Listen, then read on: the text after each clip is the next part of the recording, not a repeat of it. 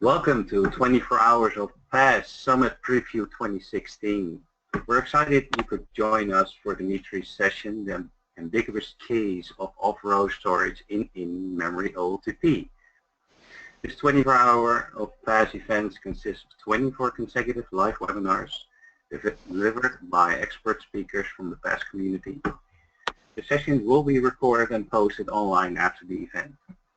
To access any on-demand sessions, please visit 24hoursofpass.com for all session links. My name is Sander. I'll be your moderator for this session. I have a few introductory slides before I hand over the reins to Dimitri. If you require technical assistance, please type your question into the question pane located on the right side of your screen and someone will assist you. This question pane is also where you may ask any questions throughout the presentation. Feel free to enter your questions at any time, and once we get to the Q&A portion of the session, I'll read your questions aloud to the speaker. You are able to zoom in on the presentation content by using the zoom button located on the top of the presentation window. Please note that there will be a short evaluation at the end of the session. Your feedback is important to us, so please take a moment to complete it. It will appear in your web browser. I'd like to take a moment to thank our presenting sponsors, Microsoft, Idera, and Attunity. In addition, I'd like to thank the supporting sponsors for this event, Hewlett Packard Enterprise and SQL Sentry. The staging of the 24 Hours of PASS would not be possible without their generous support, and they are the reason this event is available free of charge. Make sure you explore everything else PASS has on offer for data professionals. You can join local user groups around the world, special interest groups, find free online resources through our Learning Center, and read up the latest community news in the Connector newsletter. Next, I'd like to bring your attention to the upcoming PASS Summit taking place in Seattle, Washington from October 25th to the 28th. PASS Summit 2016 features over 200 sessions with world-class data experts. It's the perfect place to network with experts and peers, and you can meet the Microsoft engineering team behind SQL Server 2016. You can save $200 on your registration by using the exclusive discount code 24HOP200 before the end of Sunday, September the 18th. To find out more, please visit passsummit.com.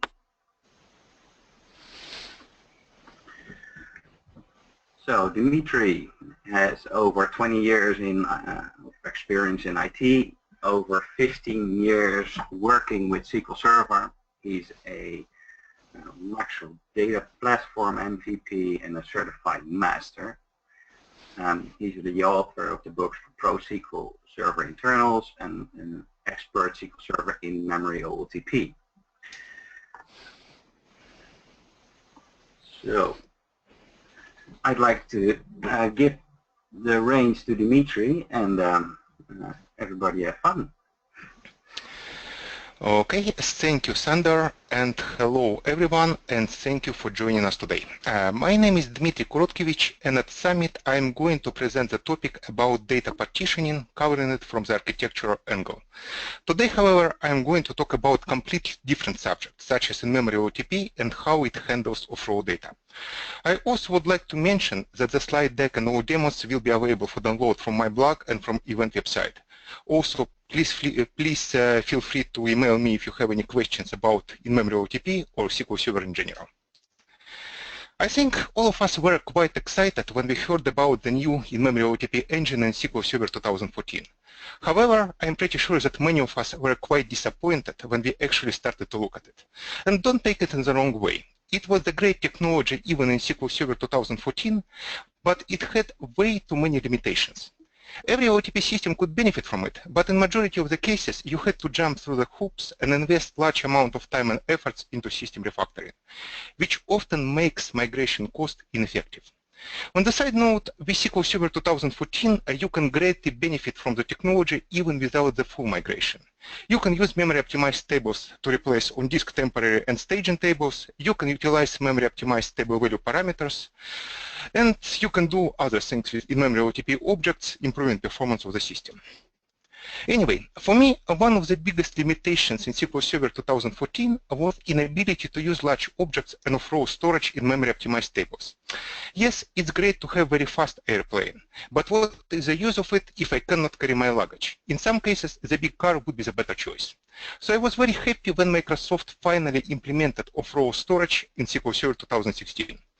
As usual, there is a catch. Excessive usage of off-row columns can lead to significant performance issues. And to make matters worse, it's not clearly documented and often misunderstood. Today, I will explain you how it works internally. We will cover 3 different topics today. First, I will provide you 100-level overview of hash and range indexes. I am sure that we are all familiar with them, but it's impossible to avoid them for the further discussions. As the bonus content, we will discuss what index type is more efficient. Second, we will talk how in-memory OLTP works with large objects and row overflow columns in SQL Server 2016. I'll also show you some performance implications of having such columns in the tables. And finally, I will explain you how in-memory OLTP works with column store indexes, and will show you pretty much the only knob you have to improve operational analytics performance. So let's start. And first of all, let's look at the basic in-memory data storage formats for memory-optimized tables, such as hash and range indexes. Let's consider that we have the following table: community, and we have 3 columns there: name, city, and first name. And let's have 2 indexes defined on name and city columns. With one exception, which I will explain shortly, in-memory OLTP does not store the data on the data pages. The rows are stored as separate in-memory objects, and they are linked together to the data row chains through the regular memory pointers. Hash index, in the nutshell, is a in-memory hash table where each element stores the pointer to the data row chain with the same hash value of the index key. For example, consider the hash function which just simply returns the hash based on the first letter of the string. In this case, the first bucket in hash table will have a hash value of A, and it will keep pointers to the chain of rows with names starting with A.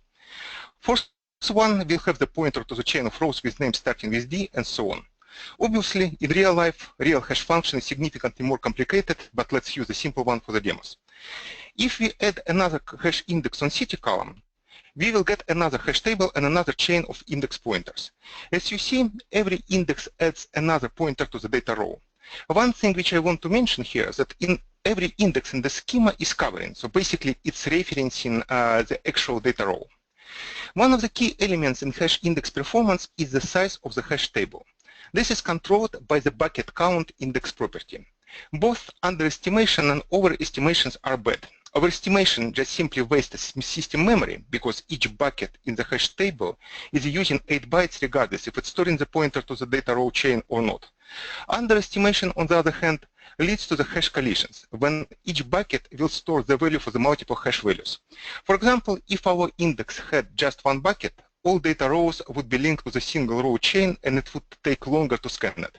And I will show you the example how it affects performance in just a few minutes. Finally, in-memory OLTP maintains a counter which called global transaction timestamp.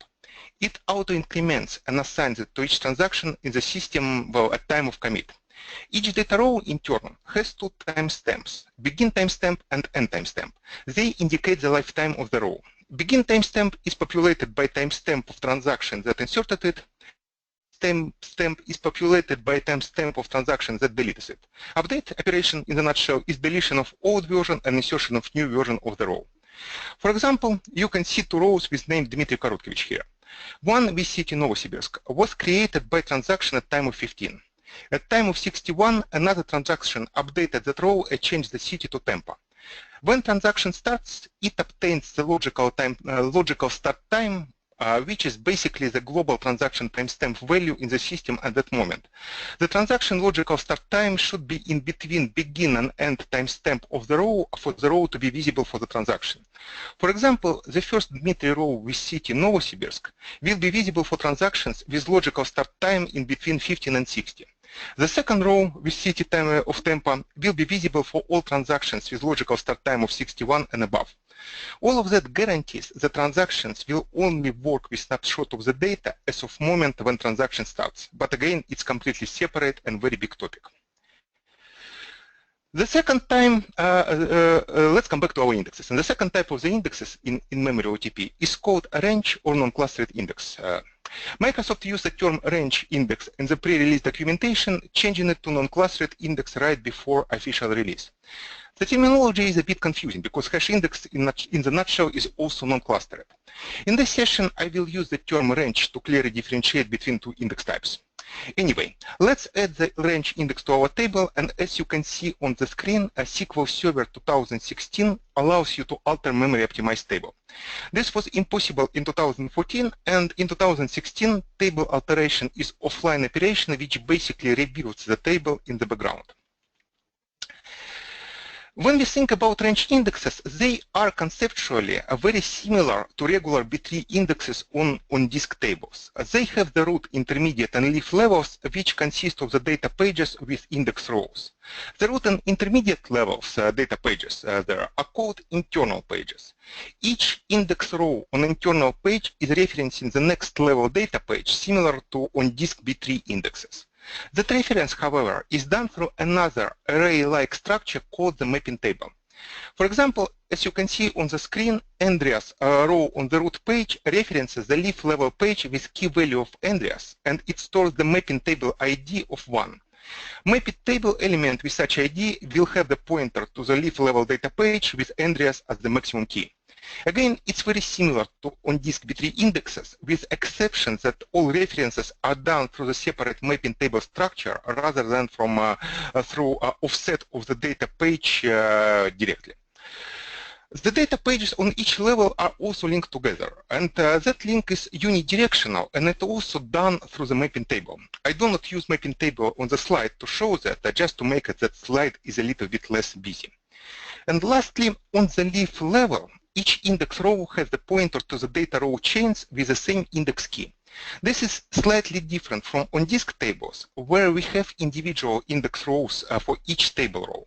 For example, you can see on the screen that there is just a single leaf level row Dmitry with the pointer to 3 row data chains with such a name.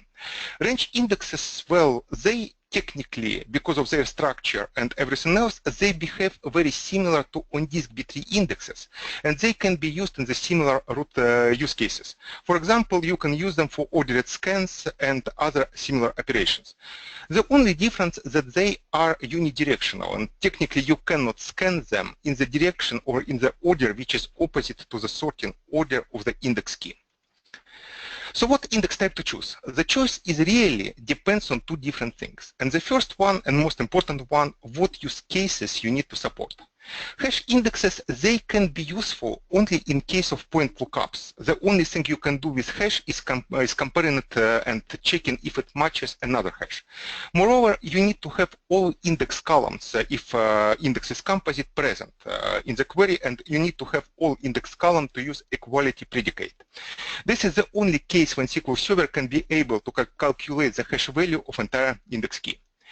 Range indexes, on the other hand, can be used in the different use cases. That often actually makes the choice between hash and range indexes very obvious. If you need to have something like range scans or similar use cases, you need to use range indexes because hash index simply does not support them. In case of point lookup, however, the situation is a bit more complicated. Hash indexes, well, they usually outperform range indexes when bucket count is correct. Underestimated bucket count could lead to significant performance issues, which I will show you just in a second. Hash indexes, because of that, are great when you can predict the bucket counts. For example, they are great for catalog entities. So consider that you have some kind of point of sale system and entities like maybe customers' articles. Those entities are relatively static, and they are used for equality joins all the time. Hash indexes would be the good choice for ID columns there. Just again, reserve some bucket count for the future growth. For example, if you reserve 1 million of extra buckets, it will use extra 8 megabytes of memory in the system, which is often, or majority of the cases, acceptable. However, if we talk about hash indexes, they are not the good choice for point lookup scenarios when you cannot predict the bucket count. For example, if you have oldest entity on point of sale system, data growth is usually unpredictable, and reg index is better and safer choice. So let's take a look and let's see how bucket count affect performance of the hash indexes. And so let us switch to the different window. In that case, I am creating three different tables with very similar structure. First two tables, they are utilizing the hash index as a primary key, and in one case we will have hash index with just 256 buckets, in the second case we will have a hash index with 524 something thousand buckets. And last table would utilize a range index rather than hash index, as you can see here. First of all, let's take a look and let's see what will happen when we run the query which will insert about 262,000 rows to the index. And again, I'm running a very simple statement which will insert data selecting that from another table. So let's run the query. It will take a couple seconds. And while it's running, I would like to mention that underestimated bucket count with underestimation performance is actually degrading exponentially. More is the error, worse it would become. So as you can see that you can have three different execution times on the screen. The first one is the execution time of the query with hash index which has sufficient bucket count. And here you can see that it has 258 milliseconds. It took 258 milliseconds to execute. Second table is a table with insufficient bucket count. Again, hugely underestimated bucket count, and as you can see here, it took about 60 times more time, 60 times slower comparing to our first case. And the last one is the performance of the table with the range index. As you can see, it's about 2.5–3 times slower comparing to a hash index, but again, that performance difference is not that significant comparing to the case when with underestimated bucket count, and at least in that particular case it's predictable. Regardless of how many records would you insert to the table, performance of insert statement would be pretty much the same. Granted, it would be a little bit slower comparing to the hash indexes. So you can, one of the ways how you can monitor hash index performance is using that particular data management view. And I'm sorry for flickering of my screen. You know, Windows 10, Zoom It, and Remote Desktop, they work wonderful together.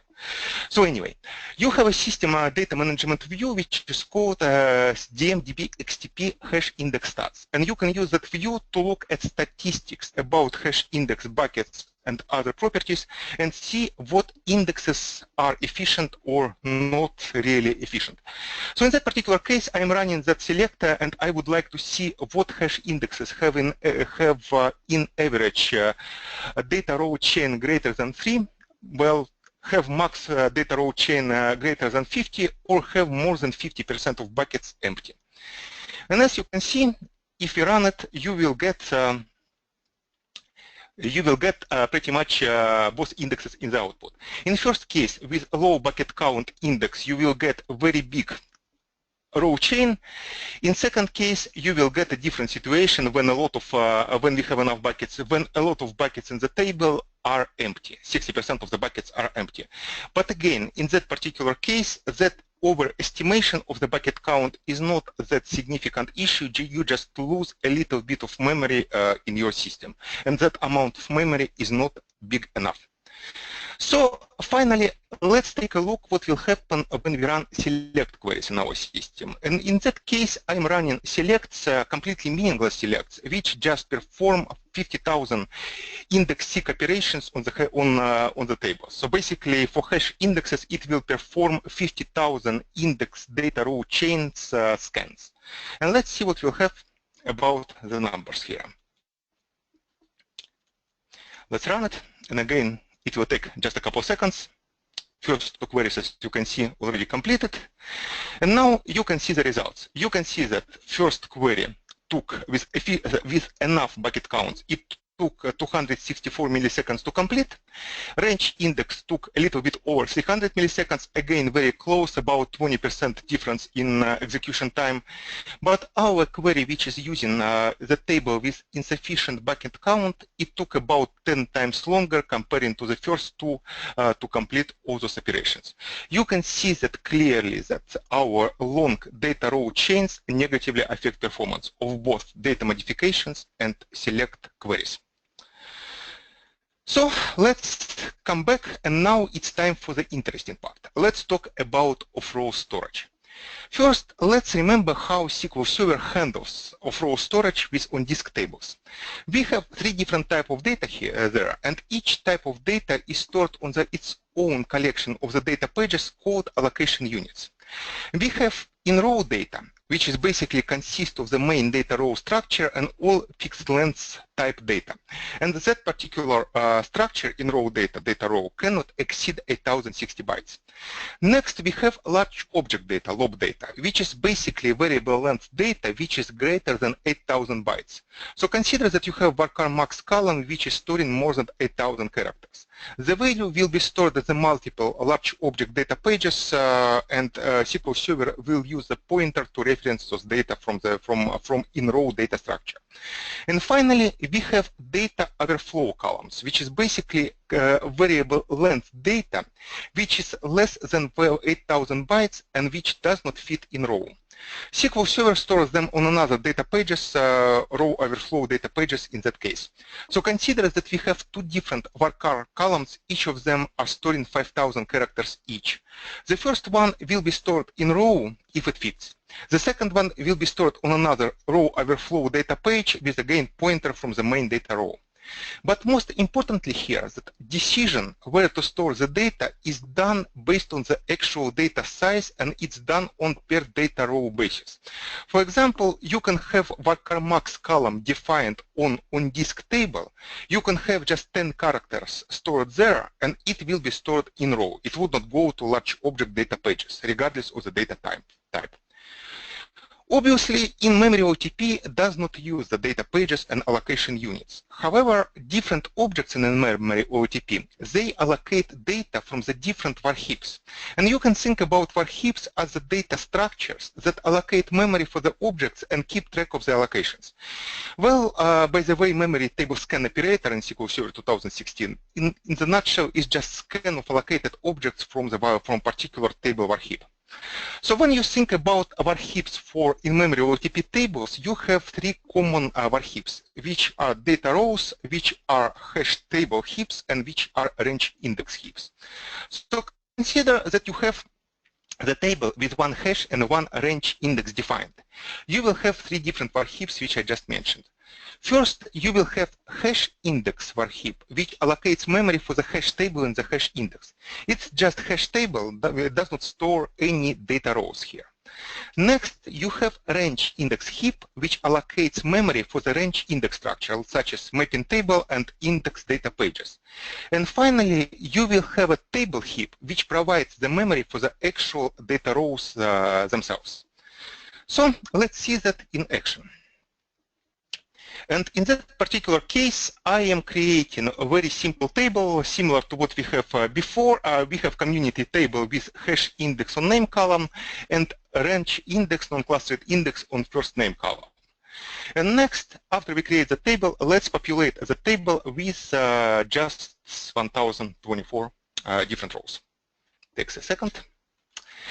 And next, we can use another view, which is called DMDB XTP memory consumers, which will provide you the information about objects which are allocating the memory for that particular consumer, for that particular table here.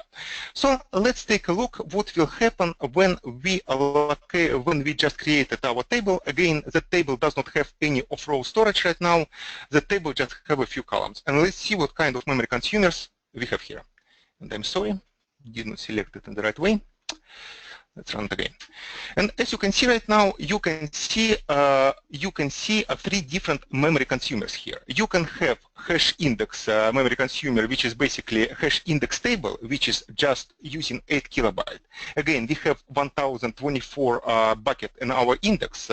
Basically, each bucket is 8 bytes, so we have 8 kilobyte total for that particular index. We have the structure for range index. Again, all range index data pages and range index mapping table. And as you can see here, it takes significantly more memory comparing to our hash index table. And finally, we have a table heap, which is basically storing the actual 10,024 different data rows which we have in the table. And you can see that allocation count here is 1024, which matches the number of data row objects which we created. So that's simple, that's fine, and now let's take a look what will happen when we start to alter our table and start to put off-row data here. And let's look what will happen when we create row overflow column. So basically the column which is taking 8,000 bytes, and there is a chance that based on the data in that particular column, it would not fit in our data row.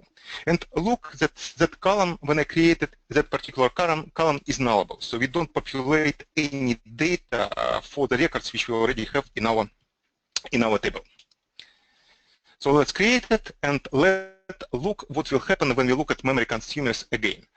And what you can see here is that now we have two more memory consumers, and type of those memory consumers are very interesting. They called internal off-row data tables. So basically, if you look what we have here, you can see that we have some additional internal data table which consists of range index and consists of table heap, basically some kind of additional table data here.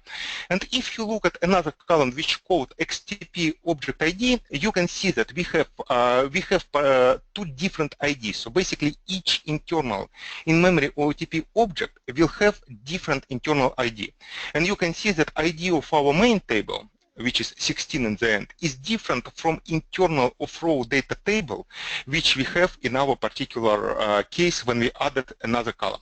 So you can see that adding another off-row column basically creates another internal table, and SQL Server will store the data separately from the main data row, regardless how much data do we store in that particular column. And now let's look what will happen if we create another column which is var binary max column, which is a large object column which can store up to 2 GB of data.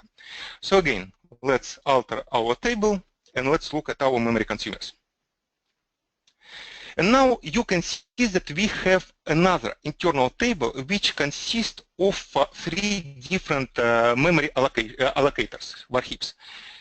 We have, again, table with range index and table heap, which will store additional, which will store actual off-row data. And we will have another consumer which called lob page allocator.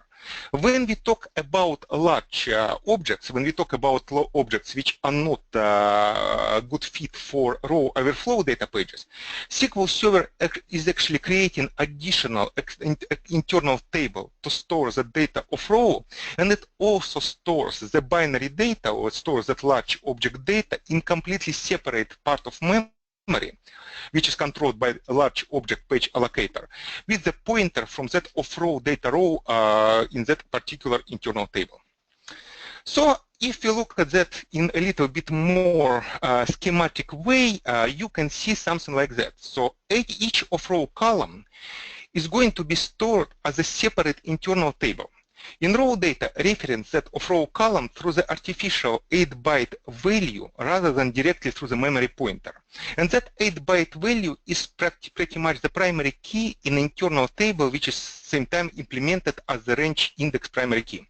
And SQL Server generates, by the way, that value for the particular artificial primary key at time when you insert data to that off-row data column. Every time when you need to access off-row data, SQL Server needs to go through that internal index on that range index on internal table, and get actual data row in that internal table. it's very similar, by the way, to key lookup operation which you have on disk table, but it's done in reverse direction, from main in-row data structure to off-row column data. And in case of off-row data, it's even a little bit more complicated. So you have, again, that one internal table, but also when you talk about data in that internal table, you have just a memory pointer, which is referencing a big chunk of large object data in additional var heap. And finally, as you can see, each element in that particular schema will have its own var heap allocator. So you will have 2 extra memory allocators for each row overflow column and 3 extra allocators for each large object column. So you may ask, why is it done that particular way? Well, this approach allows you to decouple main in-row and off-row data and avoid the overhead of large memory allocations when the data row is modified. Every off-row column is completely independent from each other, and also it's independent from the main data row, and has separate lifetime. It has separate garbage collection cycles, and it's even stored separately from the main rows in checkpoint file pairs. And consider the situation when you want to update in-row data column. For example, update Dmitry city from Tampa to Seattle. In such particular case, that operation will generate the new in-row data row, again, new version of the row. It would update the city in row data, and it would not touch off-row columns at all. So you would avoid big memory allocation for Dmitry's picture, Dmitry's bio, and so on.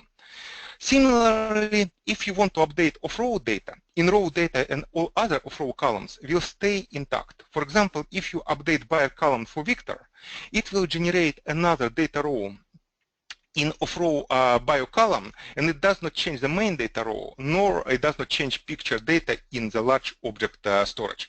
And again, off-row columns will have their separate lifetime, separate begin and end timestamp for each off-row column.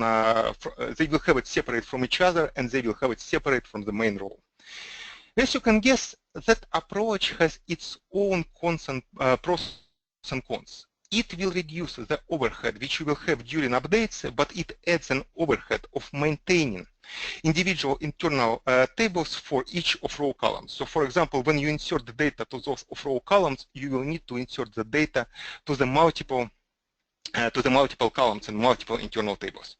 So let's take a look at that overhead in more details. And in that particular case, I created 2 different tables. Each of them has one ID which is implemented as hash index, and it has 20 different varchar columns. In one table, we have all columns defined as varchar3, which basically means all data will be stored in row.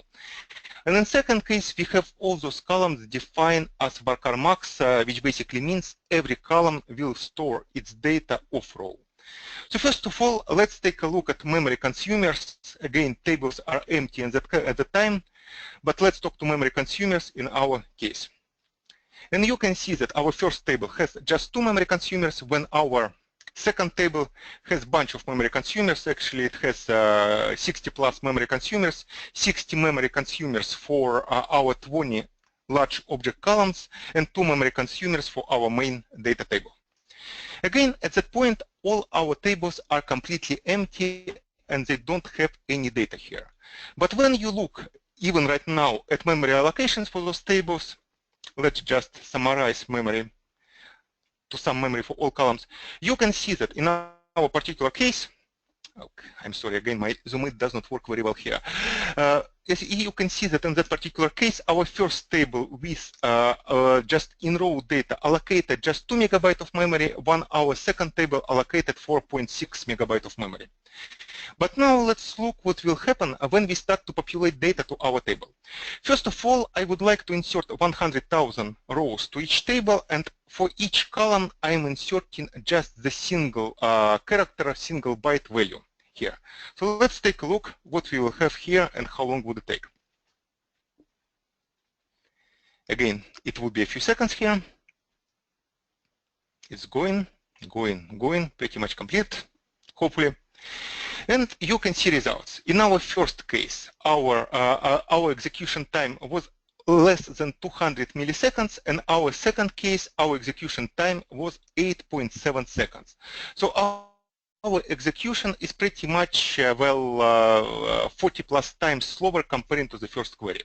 Again, that overhead is done because for each particular data row, you need to insert data, 1 byte of data to each particular table column in those internal tables. So let's look at our memory right now, memory usage. And as you can see, we have a very interesting situation.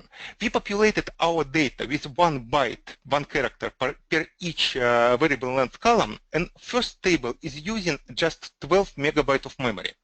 Second table, on the other hand, is using 256 megabytes of memory. So basically, we are talking about 20 times more memory usage to our in-row data storage.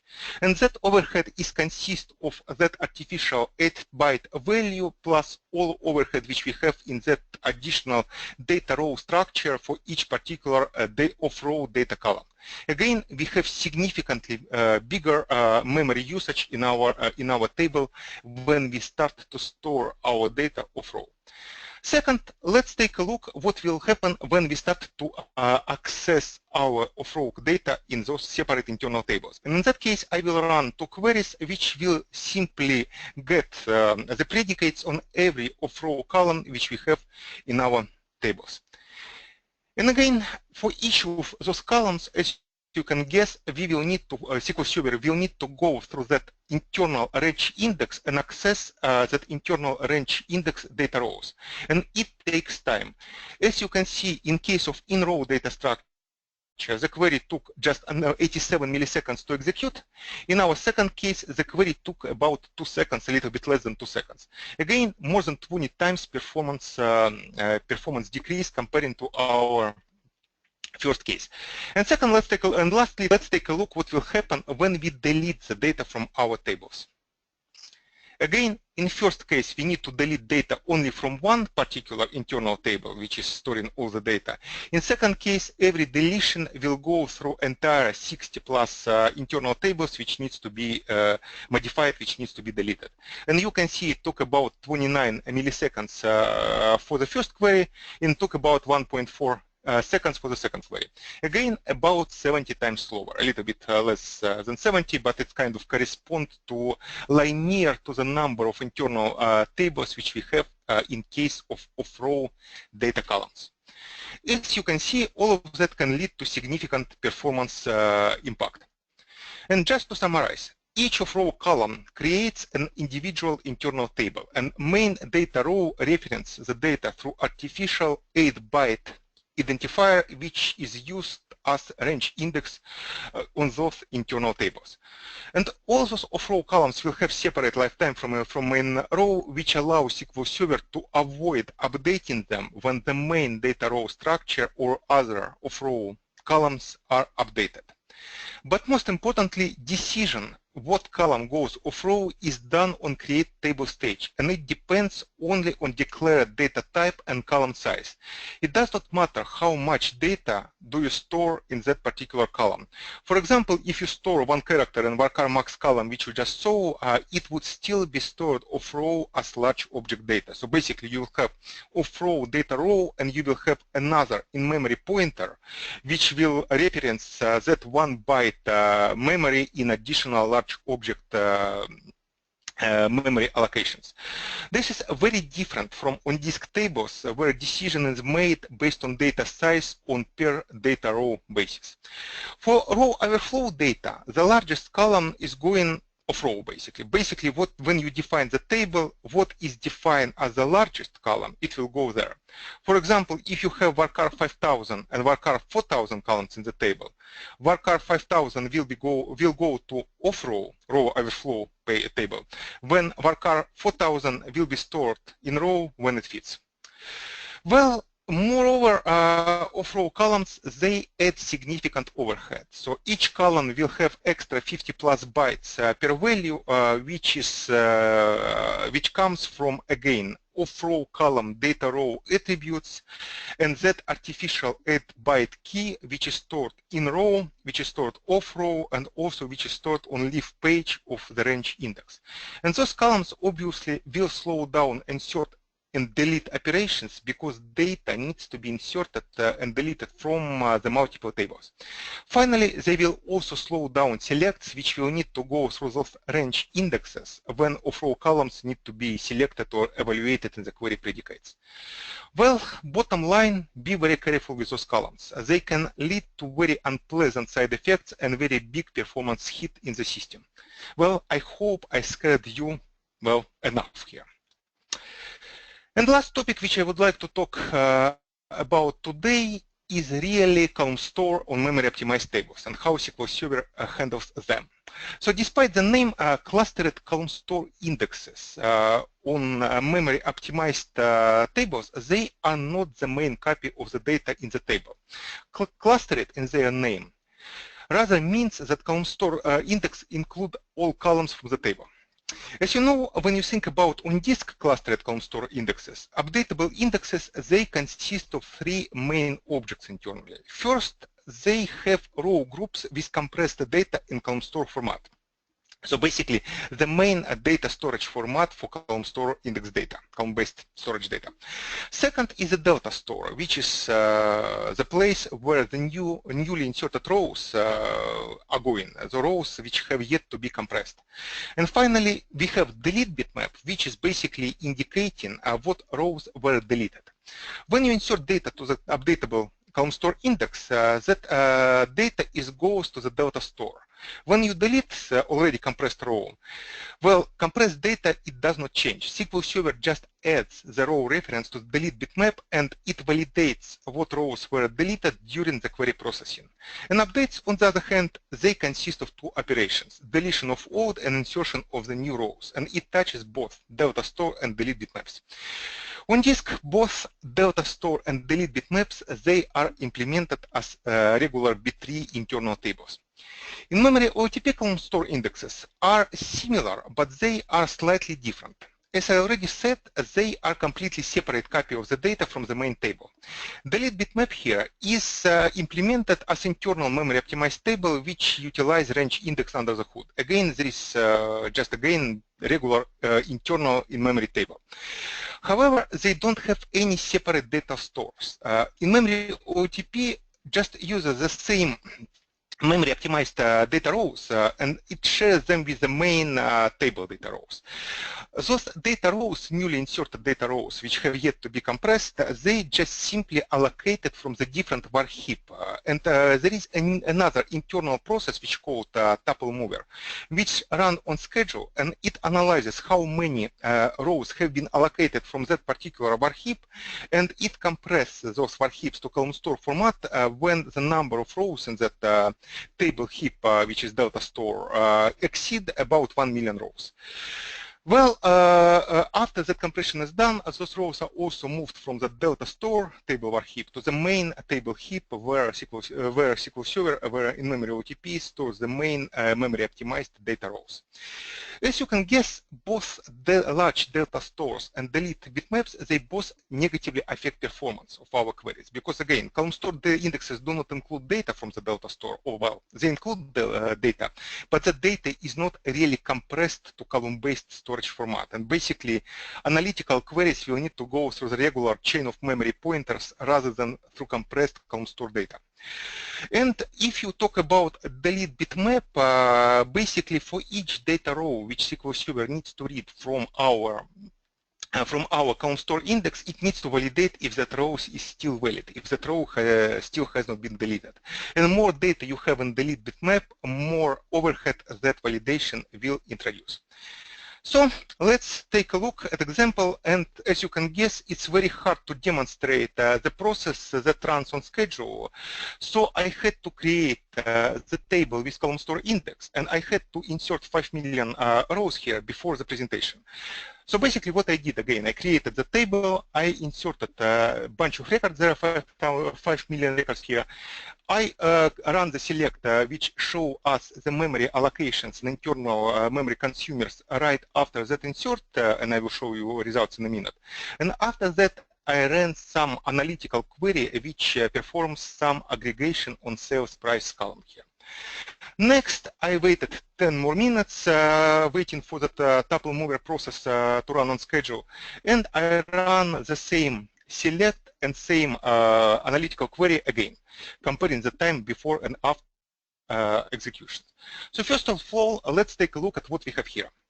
And at the top, you can see what we have in terms of memory allocations and what we have in terms of memory consumers right after we inserted the data to the table, before tuple mover process actually did any compressions. First of all, you can see that in that particular case, we have our memory consumer with ID 76, which is a delta store itself. And that memory consumer has 5 million data rows here. As you can see, the main table heap with ID 77 is pretty much empty in that stage. All new data rows which we have just inserted to the table, they are in delta store, and that particular case, we don't have anything compressed yet. You can also cross-check that by our column store index memory allocator. You can see that it's a HKCS allocator, and you can see that that allocator does not use any memory here. Second select which you have on the screen happened after 10 minutes after tuple mover process is actually compressed the data. First of all, you can see that our data has been moved from our old delta store, which is not using memory anymore, to main table heap from 76 to 77. And next, you can get the data. You can see that our column store var heap is now using 63 megabyte of memory, and it can, by the way, give you some ideas how much the data is compressed. So basically, in that particular case, you can get about 6-7 times compression save. Well, the size is about 6-7 times less comparing to uncompressed rows. But the more importantly here, if you look at how long did it take for the queries to execute, you can see that first query, which did that aggregation based on uncompressed memory optimized rows, so without any usage of column store indexes, took 743 milliseconds. And the second query, which was using column store index and column store based data, was about 5-6 times faster. It took just 165 milliseconds here. So you can see that large delta store definitely introduced significant overhead when we talk about select analytical query, operational analytics query performance. And lastly, let's do another example, and let's see what will happen when we delete some data from our column store indexes. And by the way, if you look at what happened before deletion, you can see that we have deleted rows table here, and those deleted rows are pretty much empty. They don't have any data used here. They are allocated, but SQL did not have any data records there. So let's run our deletions, and let's check what will happen with our memory consumers here. Again, it will take just a couple more seconds. And by the way, when we delete about 90% of the data from our column store index row group, SQL Server will decompress those rows and put them back to the delta store. But it's only action which can lead to index decompression or index rebuild internally. But anyway, now if you look at what we have here, you can see that we have plenty of records in our deleted bitmap. We have we have a lot of records which are using a lot of memory. And you can see that amount of memory used by our column store index has not really changed. I mean, we still have almost 63 megabytes of memory in our compressed column store data. Again, when we delete the data, it's not removed from compressed row groups. We just populate our row IDs or our reference to deleted rows in our delete bitmap. So finally, let's look what will happen when we run our analytical query again. And when you look here, you can see that it took 580 milliseconds. So basically, we have 3 times increase in execution time during when we have a lot of data in our delete bitmap. Again, for each data row which SQL Server needs to process, SQL Server needs to validate if that compressed data row has been deleted, and as a result, it will take longer to execute particular queries. So, unfortunately, we have very little control of what we can do with column store indexes. Obviously, the key element in their performance is the right size of delta store and delete bitmap, but we cannot do anything to address that. Unfortunately, memory optimized tables, they don't allow us to rebuild memory optimized indexes. So you cannot do index rebuild or index reorg similarly to what we did, what we do with on-disk tables to address all those deleted records. Only option which we have, we can drop and recreate column store index, which is basically rebuild of the table in background, and it will require the downtime. It's offline operation. So the only option really which we have to avoid a large delete bitmap is specifying or kind of adjust one of column store index options which called compression delay. Basically, that option will allow you to add artificial delay to delta store compression. So for example, if you have our table defined, our column store index defined with that particular option, it basically means that in that case, SQL Server would compress data from delta store not only when it reaches 1 million rows, but also it will compress only the data which has been in the system for more than 60 minutes. So basically, it's an option which allows you to avoid the compression of the rows which have been deleted. So consider the situation when it's useful. Consider the situation when you collect some data in the system, and then when you do some post-processing, updating data rows afterwards. So if data were compressed before post-processing took place, original rows would be deleted, and original versions of the rows would be deleted. And you will have them added to delete bitmap, and you will have the new version of the rows added to the delta store. As you can guess, it would reduce performance of the system. So again, in that case, you should set up compression delay to the value which will exceed that post-processing time. In that particular case, those deleted versions from the delta store, they would not be compressed at all. Of course, you need to be careful because increasing compression delay will also increase the time how long our data rows are stored in the delta store, and as a result, how long they will stay uncompressed.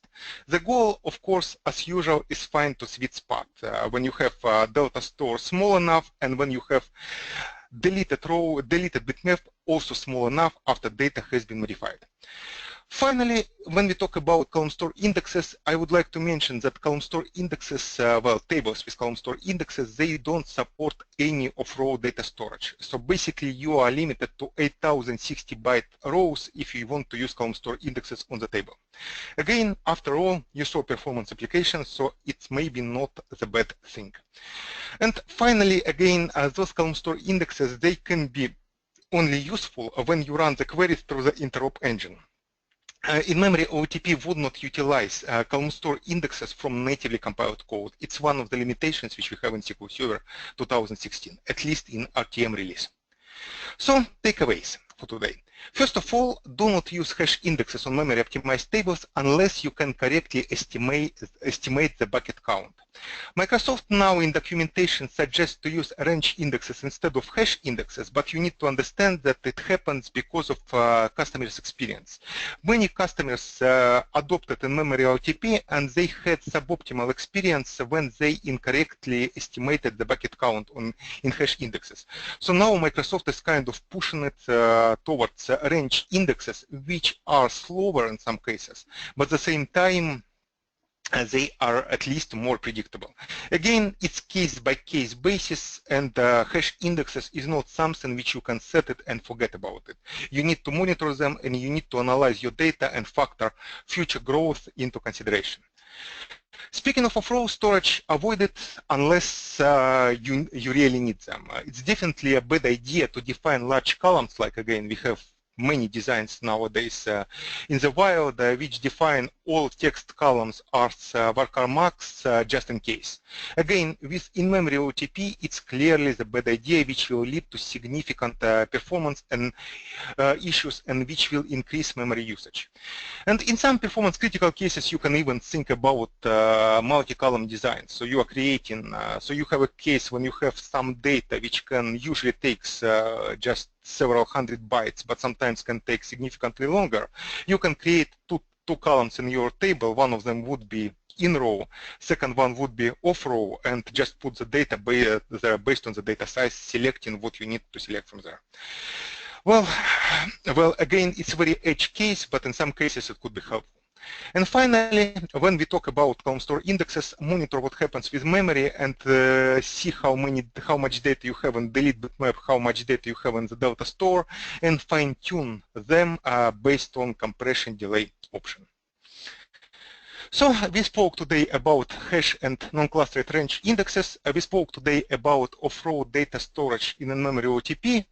And we also spoke about column store indexes in the memory OLTP. Again, you can download the demos and you can download slide deck from my blog. And also, please don't hesitate to email me if you have any questions about today's topic or about SQL Server in general. And thank you very much. And I guess I have a couple minutes to answer the questions. Yeah, I'll let you go along with your presentation because there are no questions. Okay, so, yeah. I did give you a little more time. Maybe some questions will come up, but we have no questions for now. I think we can wrap up the session. Coming up next will be Understanding and Monitoring TempDB by Vicky Hart. And I'd like to thank everybody for attending. Well, thank you very much and have a great day. Thank you and see you at Summit. Yeah, thank you.